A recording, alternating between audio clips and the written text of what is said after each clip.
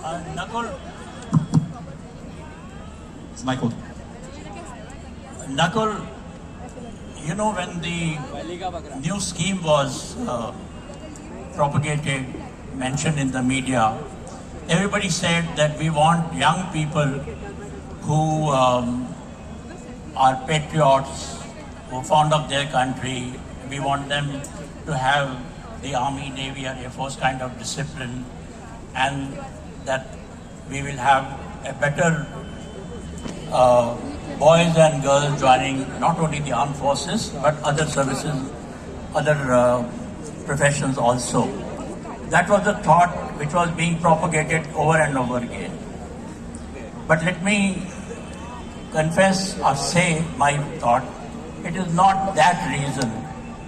The reason why they brought in this scheme, Agnipath scheme, is because India doesn't have the money to sustain an armed forces of the size that we have, and to keep it modernized, and to keep giving them pension as we are taking today.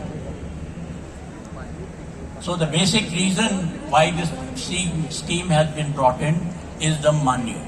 We do not have the kind of budget that we are having today, and we will need it tomorrow.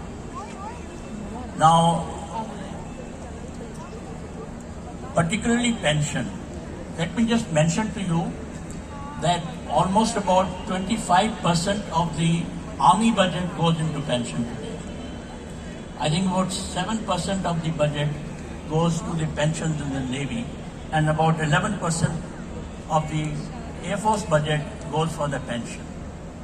So the government devised a scheme which will cut out all this pension, and that was the main reason why. Now, there are both pros and cons of this scheme. There are certain advantages, that we will have more money for modernization, that we will have some younger people, we will have a little more technically trained people coming from the ITIs, and we will have better junior leadership. That's another advantage. But there is also apprehension that 4 years may not be sufficient. 4 years, you train somebody technically and then you let him go, is not the right thing. Whether you will be able to train them or you will not be able to retain them, both are worries. The second aspect, which is very, very important from the human resource point of view, which is really the spirit of the army. And that is, are 4 years sufficient for people to have that spirit of Naam Namak Nishan, as we call it, to follow the kind of tradition that we have, to follow the kind of ethos that we have in the armed forces, particularly in the army, and to follow the regimental spirit that we have, which is so essential to win a war. Now, whether 4 years are sufficient for that or not, because when these boys, they reach the 4th year, by that time 75% will start thinking that I have to go. Only 25% are going to be retained, and 75% will start thinking, what am I going to do next? So with that kind of thought, will we have the kind of dedicated soldiers that we have today? I think that is the biggest apprehension that people have in their mind. So I just leave it at that.